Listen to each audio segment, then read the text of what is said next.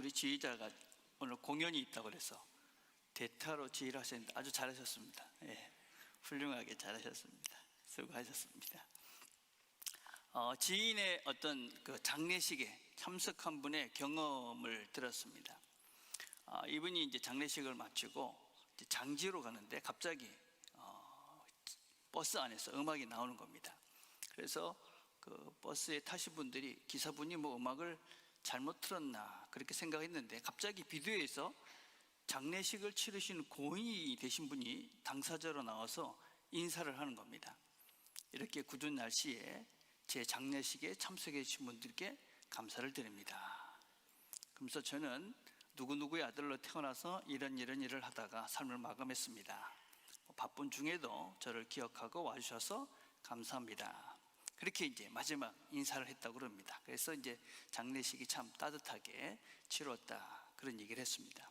근데 그 장례식 하는 날이 정말로 비가 오고 날씨가 아주 안 좋았던 겁니다. 그래서 이분이 인사말로 굳은 날씨에도 불구하고 이렇게 인사를 해서 사람들이 이분은 자기의 갈 날을 이미 알았나? 날씨도 이미 알았나? 그래 궁금했습니다. 근데 나중에 알고 보니까 이분이 이제 날씨 좋은 날, 눈이 오는 날, 비가 오는 날 이런 여러 버전으로 이걸 다 이제 만들어 놓으신 겁니다. 예, 그래서 이제 그걸 굳은 날 이제 그걸 틀으신 거죠. 자기의 죽음을 이렇게 세세하게 참 잘 준비하시면서 사신 분이다. 죽음을 직면하면서 삶을 참 잘 마무리하신 분이다. 그렇게 생각할 수 있습니다. 오늘 우리가 웰리빙, 우리가 죽음에 대해서 잘 배우자 하는 겁니다. 그래서 죽음에 당당하게 설 수 있는 우리가 되는 그런 시간들이 됐으면 좋겠습니다. 원래 그리스도인들은 이렇게 죽음에 늘 당당했습니다. 초대교회를 지금 살펴보고 있는데 이 초대교회의 성도들은 늘 죽음 앞에 살던 사람들이었습니다. 로마 황제, 당시에 가장 힘 있는 모든 권력이 다 그들 손에 있었던 이 사람들이 그리스도인들을 박해하고 그들을 잡아 죽였습니다.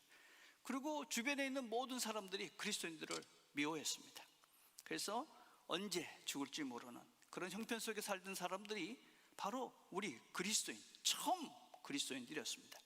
근데 이 사람들은 늘 죽음 앞에 당당했습니다. 내 충성된 증인 암디바가 너희 가운데 곧 사탄이 사는 곳에서 죽임을 당할 때에도 나를 믿는 믿음을 저버리지 아니하리도다. 죽음 앞에서도 당당하게 믿음을 지키고 하나님께서 여기까지 나를 지켜주셨는데 내가 어떻게 하나님을 모른다 하겠습니까? 당당하게 죽음 앞에 섰던 사람들이 그리스도인입니다. 근데 정작 그들이 넘어진 것은 그런 큰 죽음이 아니었습니다. 그런 큰 싸움이었다고 할 수 있는 죽음 앞에서는 당당했는데 실제 삶 속에서는 정말 작은 것들에 넘어지고 작은 것들에 하나님을 거부하는 안타까운 일들이 있었습니다. 이 두아디라 교회도 마찬가지입니다. 이 두아디라라는 이 도시는 상업과 공업이 아주 발달한 그런 도시였습니다. 우리 바울이 빌립보 교회를 개척할 때에 첫 번째 신자가 누구냐면 루디아라는 여인입니다. 이 여인이 어디서 살던 여인이냐면 사도행전 16장 14절에 보면 루아디라시에 사는 자색 옥감 장수로서 하나님을 섬기는 루디아라. 그러니까 이 루아디아라는 이 도시에는 이런 직조업이 아주 발달을 해서 다른 곳에 가서 이 물건을 팔 정도로 그런 도시가 바로 이 두아디라라는 도시였습니다. 그리고 이 당시에 이 도시는 주석, 금속을 가지고 군인들의 철모를 만드는 그런 공업도 아주 발달했던 도시가 바로 이 두아디라라는 도시입니다. 근데 이런 사업을 하기 위해서는 반드시 이 당시에 조합이라고 할 수 있는 길드에 가입을 해야만 했습니다. 근데 그 길드라는 것은 어떤 곳이냐면 그 길드에 참석한다 하는 것은 그 길드를 자기의 사업과 비즈니스를 지켜주는 그 신에게 예배하고 제사를 드려야 되는 그런 일들을 해야만 했습니다. 그리고 이 두아디라 지역에 이 섬기는 그들이 섬겼던 신이 누구냐면 제우스 신의 아들이었던 아폴로였습니다. 그래서 이 지역에는 두아디라 지역에는 이 제우스의 아들인 이 아폴로를 섬겼고 우상을 섬길 수 없었던 이 그리스도인들은 이런 사업에서 배제가 되었습니다. 당연히 많은 어려움과 환난이 있었음이 당연합니다. 오늘 계시록 2장 18절에 이렇게 시작을 합니다. 두아디라 교회의 사자에게 편지하라. 그 눈이 불꽃 같고 부활이 빛난 주석과 같은 하나님의 아들이 이르시되. 이 두아디라 교회에 편지를 보내는 분이 누구냐? 그 눈이 불꽃 같고 그 발이 빛난 주석 같은 하나님의 아들.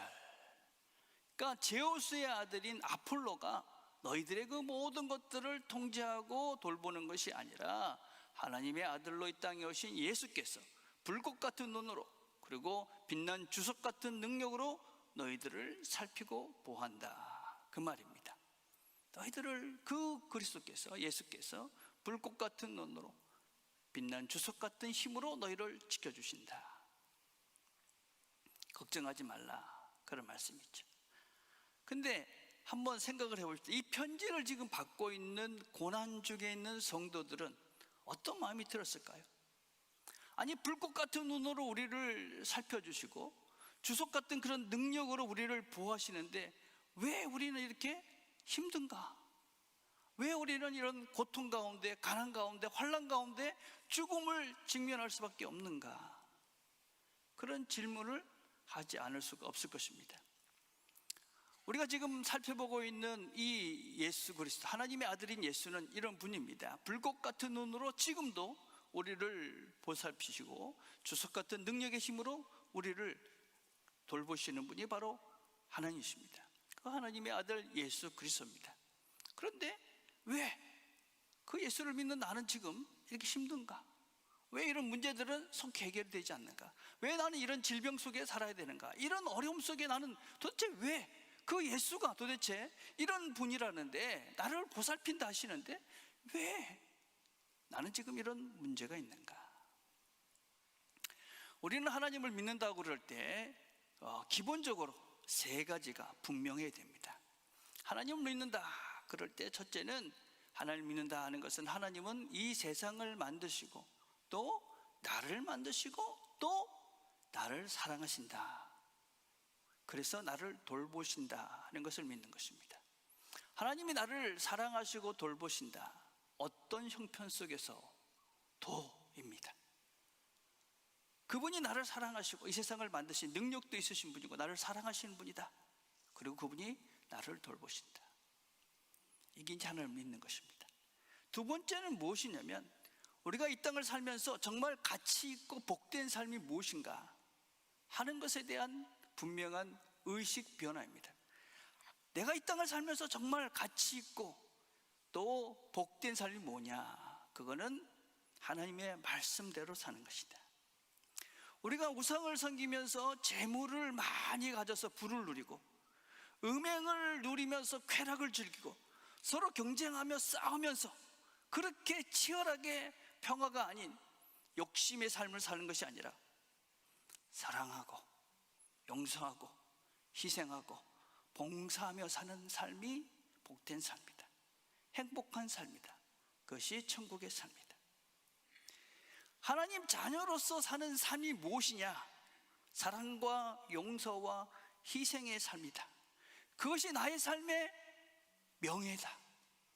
그것이 나의 삶의 영광이다. 우리의 삶에 있어서 복이라는 것과 내 삶의 명예로움과 영광스러움에 대한 본질적인 변화가 있어야 되는 것이죠. 내 삶이 무엇이 명예로운가? 높은 지위에 올라가고 지식이 많아지고 돈을 많이 버는 것이 명예로운 것이 아니라 나는 하나님의 사람으로 사랑하며 산다. 나는 다른 사람을 위해서 기꺼이 내가 섬기는 희생의 삶을 산다. 봉사하는 삶을 산다. 명예롭다. 나는 하나님의 자녀로, 이게 영광스럽다. 그래서 우리의 삶에 대한 복된 영광과 명예의 변화가 있어야 되는 것입니다. 세 번째는 무엇이냐면, 우리가 하나님의 뜻대로 하나님과 함께하는 삶의 영원한 삶이 있다. 하나님과 함께하는 삶이 영생이다. 이 땅에서 하나님과 함께하며 이 삶을 살아가며 육신이 죽음에 이을 때도 죽음 이후에도 우리에게는 영원을 산다. 이게 믿음입니다. 여러분, 왜 우리가 하나님과 재물을 겸하여 섬길 수 없느냐? 그럼 우리가 재물로 가득 채워지면 재물이 어떻게 돼? 물질은 어떻게 되는 것입니까? 이 땅이 끝나면 다 썩어 없어지는 것입니다. 사라지는 것입니다. 영원하지 않습니다. 그래서 우리를 그것으로 가득 채워지면 어떻게 됩니까? 썩어 없어져 버리는 것이죠. 썩어서 없어질 것입니다. 하나님으로 채워지게, 영원하신 하나님으로 우리 안에 충만해질 때 우리는 영혼을 사는 것이죠. 이런 존재론적이고 본질적인 믿음이 있을 때 우리는 지금 고난, 어려움 이런 것들이 와도 하나님은 여전히 나를 사랑하시니까 이유가 있다 견딜 수 있는 것이죠. 인생의 고달픔과 어려움이 있지만 이 인생이 복된 것이고 명예로운 것이다, 영광스러운 것이다 라는 믿음이 있기 때문에 우리가 여전히 사랑을 포기하지 않고 희생을 포기하지 않고 다른 사람들을 섬기는 것을 포기하지 않는 것이죠. 이렇게 견디면서 우리가 천국을 향해 걸어가는 것입니다. 천국을 향해서 이 길이 하나님께서 나에게 열어놓으신 영생과 생명의 길이다. 그분이 지금 불꽃 같은 눈으로 지금 우리를 인도해 가신다. 그래서 내 걸음은 지금 이 땅의 어떤 곳과는 상관없이 그분과 함께 가며 영원한 길을 간다. 그게 우리 믿음의 기초인 것입니다. 기초. 그런 믿음이 있을 때 우리는 이 현실 속에서 당하는 여러 가지 문제들과 어려움 속에서도 견딜 수가 있는 것이죠. 견디면서 그렇구나 하고 걸어가는 것이죠. 그리고 이 교회를 칭찬합니다. 어떻게 칭찬하시냐면 내가 내 사업과 사랑과 믿음과 섬김과 인내를 아노니 내 나중 행위가 처음 것보다 많도다. 내 사업 이렇게 돼 있는데 번역은 좀 이상하게 된 것입니다. 내가 내 행위를 아는데 그 행위가 무엇이냐? 사랑과 믿음과 섬김과 인내를 내가 안다. 그렇게 말씀하시는 겁니다. 옳고 그런 교리를 따진다고 그래가지고 사랑을 잃어버린 에베소 교회처럼 두아디라 교회는 사랑을 잃지 않았습니다. 죽음 앞에서도 당당하게 믿음을 지켰던 교회가 바로 이 두아디라 교회였습니다. 사랑으로 다른 사람들을 섬겼습니다. 믿음의 인내를 지켰다. 그렇게 말합니다. 그리고 거기에다가 내 나중의 행위가 처음 것보다 많다. 점점점 나아지고 있다. 점점점 잘하고 있다. 그렇게 칭찬을 하고 계십니다. 우리가 이 땅을 살면서 지금 우리 살고 있는 시대는 경쟁과 비교의 시대입니다. 여러분 누구와 경쟁하고 사십니까? 누구와 비교하시면서 사십니까? 옆집 남편, 옆집 아내, 친구, 아들, 옆집 아들들 뭐 이런 거잖아요. 그렇죠? 우리의 경쟁 상대가 아닙니다. 우리의 경쟁 상대는 유일한 어제의 나입니다. 어제의 나. 우리가 누구하고 경쟁하며 사는 것이냐? 어제의 나. 두아디라 교회는 어제보다 오늘이 점점점 더 나아지고 있다. 굉장한 칭찬입니다. 어제보다 나아지고 있는 나. 그러면 하나님께서 나를 칭찬하시는 것이죠. 우리는 어떻습니까? 나는 어떻습니까? 근데 사실 우리를 가만히 돌아보면 신앙생활을 오래 하면 오래 갈수록 우리가 뭐 큰 잘못이 별로 없잖아요. 그렇죠? 솔직하게. 우리가 무슨 뭐 술, 담배를 뭐 한다든지 뭐 도박을 한다든지 누구한테 뭐 사기를 친다든지 뭐 이렇게 뭘 하지 않으면서 우리가 그래도 뭐 이렇게 살아왔기 때문에 우리가 예수를 믿는다 그래서 뭐 극적인 변화가 거진 없죠. 그렇죠? 여러분 우리가 참 상대적으로 보면 그래도 안 믿는 사람들보다는 잘 살려고 애를 쓰시면서 여기까지 사셨어요. 그렇죠? 그렇잖아요. 그렇죠? 여러분 참 잘하신 것입니다. 참 잘하신 것이죠. 하나님께서 우리의 그런 삶들을 기뻐하십니다. 그런데 잘할수록 더 잘하는 게 힘들죠. 더 잘하는 게. 여러분 운동도 그렇습니다. 운동을 처음 시작할 때는 조금만 하면 한두 달 하면 뭔가 전혀 못하던 사람들이 막 이렇게 공도 치고 막 이럽니다. 뭐 많이 느는 것 같은데 시간이 지날수록 그거 조금이 어렵습니다. 조금이 더 어렵죠. 한 고비를 넘겨야 되죠. 그렇죠? 삶의 모든 것들이 그렇습니다. 더 잘하는 것이 아주 어렵습니다. 신앙생활은 더 그렇습니다. 우리가 다 비교하면서 다른 사람들 보면서 난 저 사람보단 좀 낫지 않나, 그래도 뭐 저 장로님보단 좀 낫은 것 같아, 이러면서 우리는 이 정도면 됐지 않았나 하고 멈추죠. 그러나 그것은 나와 경쟁하는 것이 아니죠. 우리는 여기서 멈출 수가 없는 것이죠. 여러분, 하나님께서 우리의 삶을 살면서 시간을 주신 것은 우리에게 기회를 주신 것이고, 오늘보다는 내일을 더 나아가라고 우리에게 주신 하나님의 선물이죠. 여러분, 우리의 삶이 무엇입니까? 왜 사십니까? 우리는 어제보다 나은 오늘, 오늘보다 나은 내일을 살면서 우리가 하나님 앞에 당당하게 설 수 있기 위해서 오늘을 사는 것입니다. 그래서 우리가 이 새로워지고 하나님 앞에 서가는 이것들을 멈추어 서는 순간 우리는 죽는 것입니다. 내 삶이 의미가 없어지는 것입니다. 그래서 우리에게 이 멈춤의 유혹들을 이기시고 하나님께서 오늘 주신 이유들을 기억하고 오늘을 우리가 최선을 다해 살아갑니다. 여러분, 우리가 어떤 면에서는 신앙생활을 오래 하면 오래 할수록 외적으로 보이는 것이 거의 없을 가능성이 많습니다. 우리가 뭐 그렇게 달라질 게 있겠습니까? 근데 내적으로 깊어지셔야 됩니다. 깊어지는 거죠.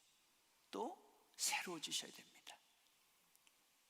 우리에게 주신 시간이라는 선물을 통해 우리가 이루어내야 하는 우리의 삶이다 라고 할 수 있습니다. 여러분, 주부의 글을 보면 김해남이라는 정신과 의사의 글을 실었습니다. 이분이 42살 때 파킨슨 병이라는 진단을 받았습니다. 42살. 몸이 굳어져서 움직이지를 못합니다.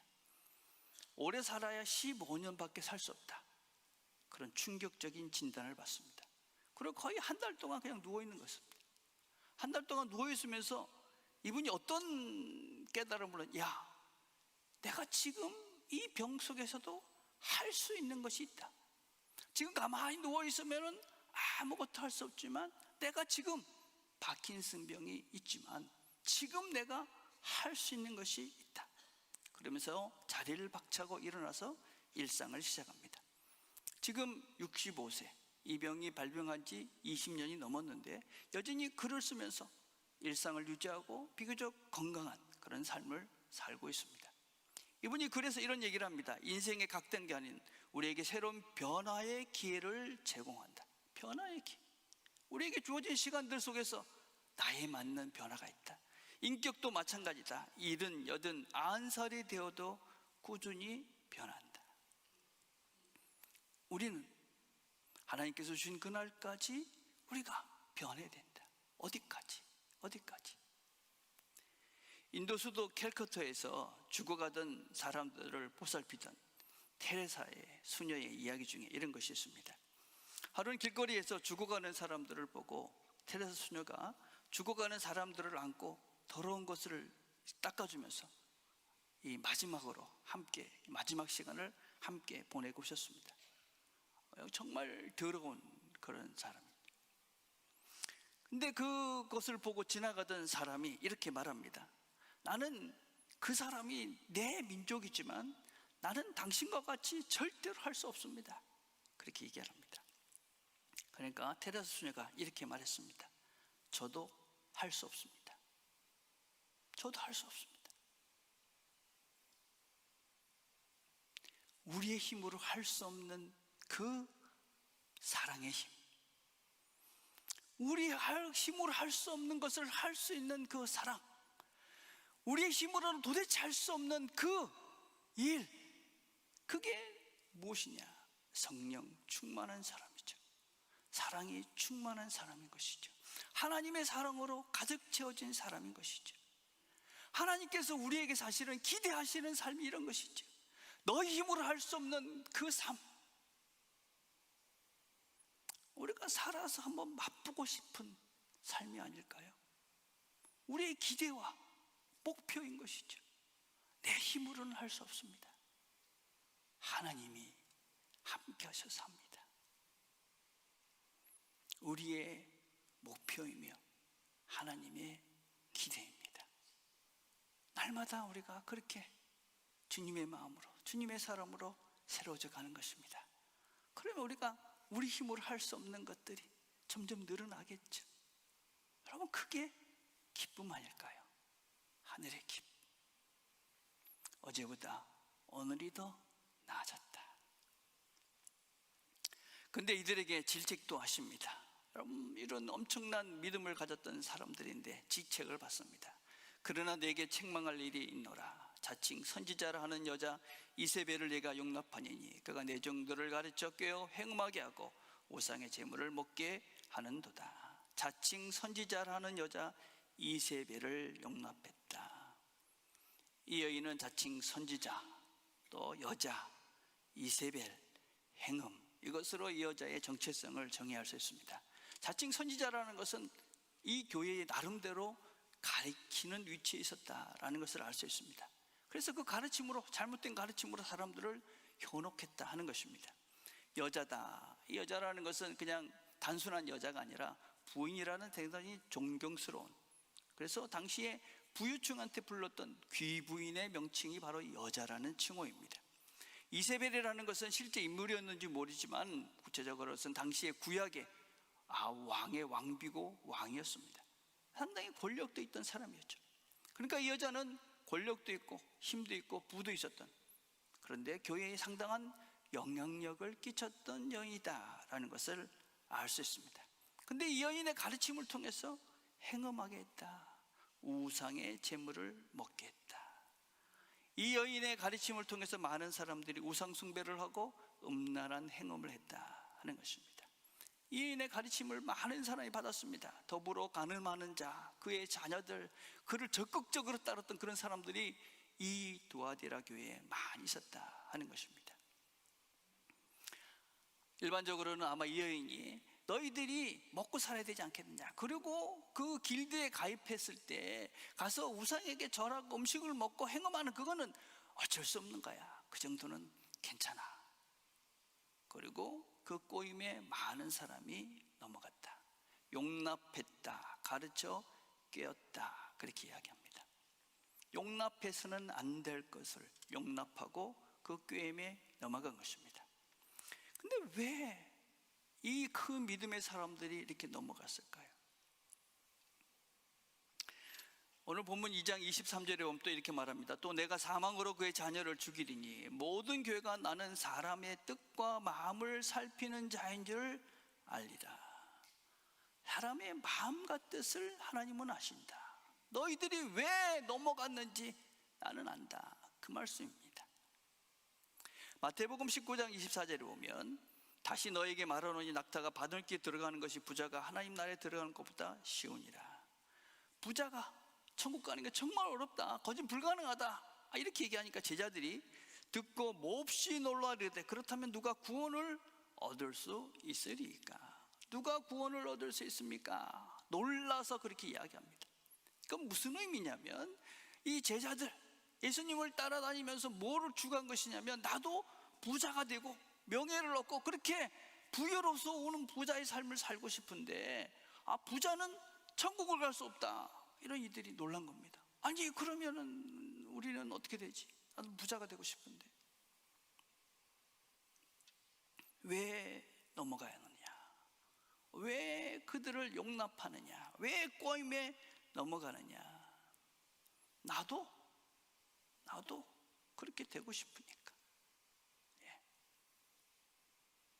김세윤 교수라는 분이 이런 말을 했습니다. 예수 믿으면 부자 되고 자식들 학원도 들어가고 출세하고 천국 가서 상급 받는다는 만몬신앙으로 복음이 변질됐다.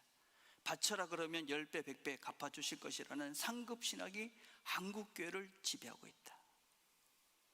번영신학, 만몬신학입니다. 여러분, 이게 아닌데, 이건 잘못된 것인데, 그러면서 여전히 우리는 이 번영신앙과 만몬신앙에서 벗어나지 못하는 신앙이 많습니다. 왜 그런가? 나도 더 가지고 싶고 더 출세하고 싶고 좋은 대학에 우리 자녀 보내고 싶고, 이런 나의 영광과 명예가 여전히 세상적인 것에서 벗어나지 못하는, 내 뜻과 내 마음을 하나님은 아신다. 우리가 왜 그러는지 하나님은 아신다 하는 겁니다. 회개하라. 그 길이 아니다. 그걸로 가면 안 된다. 거기에는 참된 복이 없다. 거기에는 생명이 없다.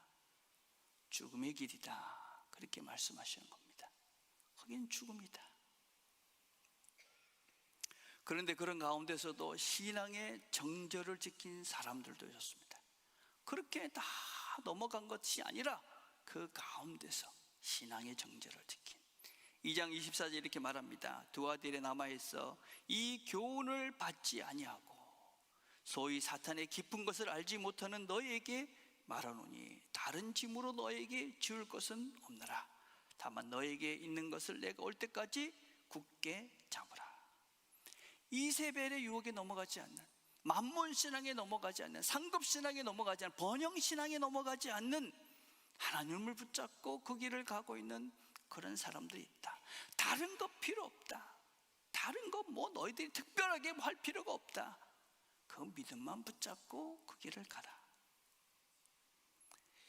헛된 우리를 죽음으로 이끌어가는 그런 번영과 재물을 추구하지 말고 우상을, 아무것도 아닌 그 우상을 추구하면서 쾌락과 번영을 추구하지 말고 영원한 생명인 사랑과 믿음과 봉사와 인내의 삶을 살아라. 우리 부산 남교회가 이 만몬의 교훈을 받지 않는 남아있는 교회로 계속 서 있기를 축복합니다. 만몬의 신앙에 물들지 않는, 번영 신앙에 물들지 않는, 그래서 한 사람 한 사람이 이런 신앙의 정절을 지키며 이 하나님을 붙잡고 끝까지 견딜 수 있는 우리 모두가 되기를 축복합니다. 더 이상 이제는 우리가 알지 않습니까? 이건 아닌데. 이런 자들에게 하나님께서는 축복하십니다. 이기는 자와 끝까지 내 일을 지키는 그에게는 만국을 다스리는 권세를 주리니. 참된 능력, 세상을 정말 무엇으로 다스리느냐? 하나님께서 다스리고 그 정말 능력 있는 삶의 영광스러움과 명예로움을 너희들에게 줄 것이다. 내가 또 그에게 새벽별을 주리라. 새벽별은 가장 어두운 시간, 바로 해가 떠오르기 직전에 있는 그런 시간, 그때 떠오르는 것이 바로 새벽별입니다. 가장 밝게 빛나는 별이죠. 여러분, 예수님이 부활의 아침, 그 이전에 죽음이라는 침묵 같은 시간이 있었습니다. 그러나 곧 부활의 새날이 시작됩니다. 그런데 우리가 명심해야 될 것은 무엇이냐면 그 죽음, 침묵의 시간에도 여전히, 그 시간도 여전히 하나님 속에, 하나님 시간 속에 있는 것입니다.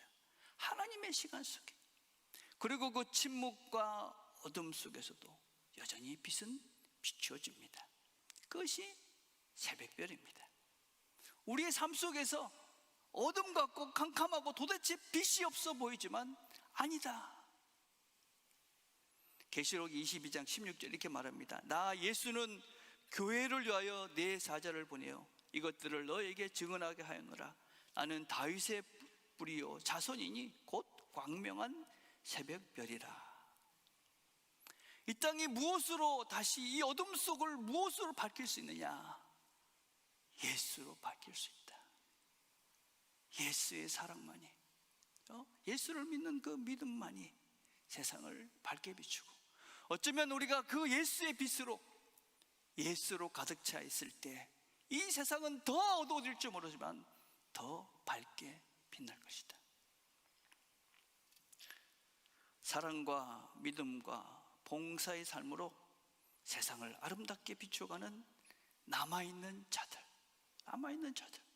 어둠의 시대에 새벽별로 부름받은 우리, 그게 바로 우리 부산 남교회 되기를 주님의 이름으로 축복을 드립니다. 기도하겠습니다.